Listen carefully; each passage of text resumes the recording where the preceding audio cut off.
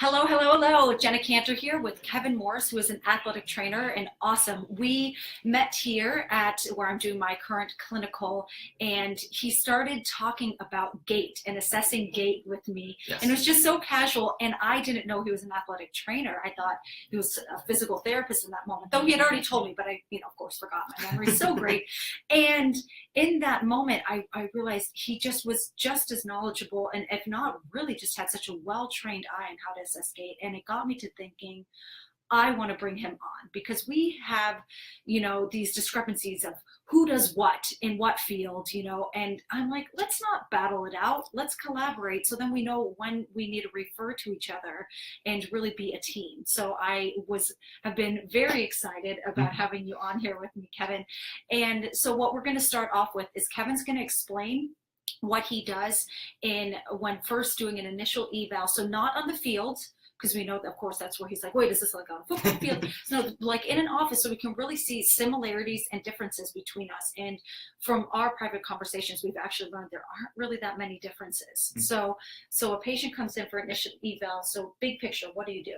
Well, thank you, Jenna, for having me and everything like that, and appreciate everything on Facebook here, first Facebook Live video. So just want to talk a little bit about if an athlete comes into my athletic training facility with an injury here, what is kind of my process here, my thinking, my evaluation process. So something we're taught in school and something we have continued on to our clinical setting is we follow kind of a similar to pattern here. So we start off with our subjective assessment here, which is obviously our history, which is, really kind of the most critical part and what guides our objective measurements and everything. And we focus a lot on the athlete and a lot of history questions that we are taught, and it just usually depends on the sport they play. And then once it goes into our objective measurements here, we do all the same kind of active range of motion, passive range of motion, as well as resistive range of motions here, whether it's of a specific muscle group or if it's just a general muscle action or general action of the body. With that here, we're able to also do what we call our special test here, which we try to rule in certain kind of diagnoses and certain kind of ailments that could be a factor of all those things here. And so when you're saying special tests, you mean speeds? Do you use the same verbiage? Yes, same kind of verbiage. I know in a lot of books here, there's different kind of names for certain kind of things. I mean, obviously the Lockman's kind of has that standardized name here, but I know as I kind of explain some of the tests I do, it's the same, but some people have different names for it, where, Tesley's, Apley's compression, the anterior drawer test and all that kind of stuff here. So a lot of the tests that I feel I see in the physical therapy clinic, I see physical therapists do, are a lot of the same tests that we conduct here. Whether or not it's the same name or not here, I think this is all kind of semantics. But along with that here, again, a lot of it's just guided depending on what the athlete is feeling here.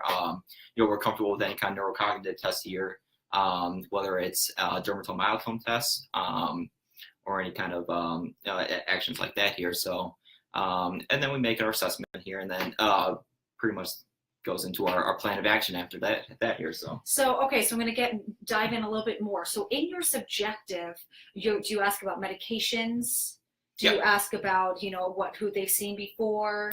And then when you start getting into the objective measures, do you have a part where you're screening to see if they're even appropriate for you in the first place? Absolutely. So some medications and all the kind of general history questionnaires is stuff that we, as appropriate, should be asking the athletes in itself here. And then you mentioned about whether or not we are the appropriate measure for them. Is that kind of what we're do you measurements for cardiovascular, integumentary, gastrointestinal? You have just the things to rule out to make sure it's not an emergency. Absolutely. So we're taught a lot of athletic training curriculums go through a gen med curriculum here, where we actually use the stethoscope, and you're actually measuring a lot of different kind of factors in terms of internal injuries and cardiovascular stuff here. So whether or not I'm taking a blood pressure cuff here or taking different kind of measurements in that setting here. So that's all stuff that's taught here. But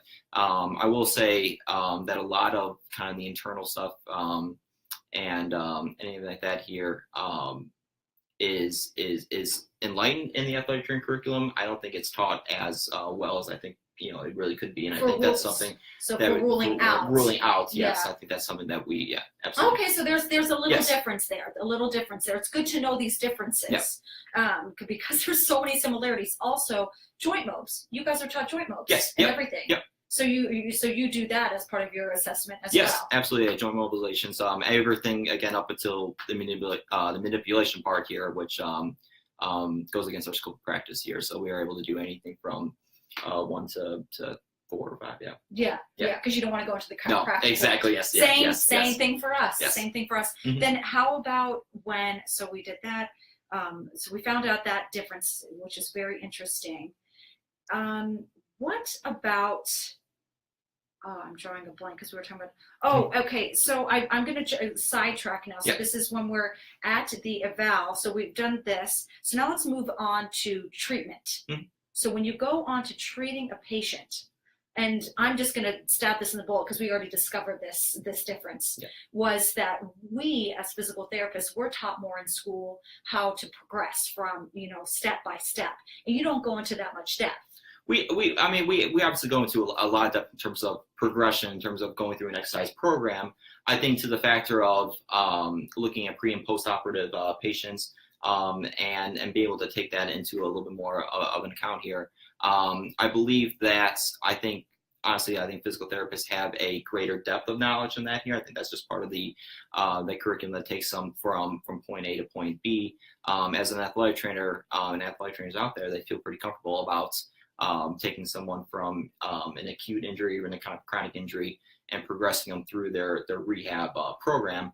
I think that's where a good foundation between an athletic trainer and physical therapist, I think, can work well together, because I think It's that progression. So yes. we start at the beginning, but they, similar to us, they can take courses on that, and that could become something they are good at. Yes. So though they're not taught it in school right away, it is something available to them to grow in, kind of like what we can do with getting on. So now let's go into the emergency care on the field.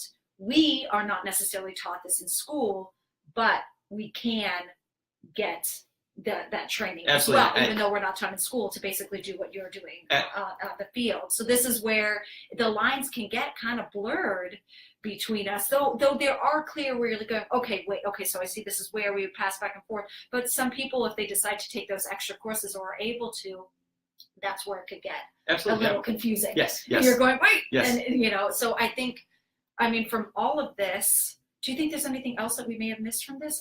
Well, I think just in general, just the in terms of obviously the education side, in terms of our points of emphasis here, as part of kind of the 6 domains of athletic training, it goes everything into injury prevention, to even the rehabilitation diagnoses, and professional regulations and all that kind of stuff here. But I think there is a general kind of point of emphasis here. I think that's really what the difference between physical therapists and athletic trainers is, there's a general point of emphasis as the athletic training profession. I know it's trying to change a little bit of that here in terms of the scope of practice for athletic trainers to also look at more of the geriatric population. But in terms of the curriculum that I followed, a lot of it had a more athlete-driven, working in athletic settings, driven, and I think that's starting to be kind of progress a little bit more. I think more in the industrial setting are starting to hire athletic trainers a lot more now, and I think something like that here, obviously the immediate care, emergency setting stuff here, that's something that we are taught, and something that we are pretty adept at. And then there's certain things that obviously with physical therapists that you guys are taught a lot more than us, that again, we can, with continuing to add stuff here, is something both of our professions could get better at, different things here. Yeah, and a big reason why I said at the beginning, there's also a bill that the athletic trainers are trying to push through, and there's something in the language that we as physical therapists are unhappy about. And this is where, full disclosure, I can't remember what the part of the language is right now off the top of my head, because I've been focusing on a different bill as a student. So, but with this, do you remember that aspect of it? That this is a big motivator. Do you know which part of it that is? Yeah, the one bill I know of is changing the language for what an athletic trainer is, for that we are adaptive of working with athletes instead, and then obviously now it's trying to change to where working with all populations, and that includes Medicare patients. So right now, athletic trainers can't. The overlap kind of thing with that here. Which okay, because then there would be no differentiation. Like it would increase the lack of differentiation between the two. Okay, I get that. Yes. Now. Okay, why there's this kind of discrepancy thing. Yeah. And again, I will kind of speak to that here, and I hope I don't offend any of my athletic training friends here. With my curriculum and what I have gone through here. Again, it was very athlete driven.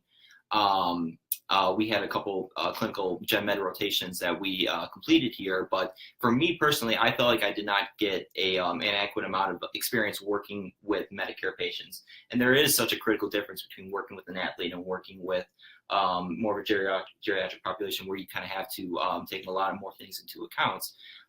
Not saying that can change depending on what kind of curriculums have adapted to. So I think it really comes down for a foundation of the education experience that we have created. And a lot of my experience came from a lot of the clinical work that I've gone through, and has shaped the athletic trainer I am today. So yeah, I don't know where I stand on this bill, because I've learned as time's progressed that I just don't know. Mm-hmm.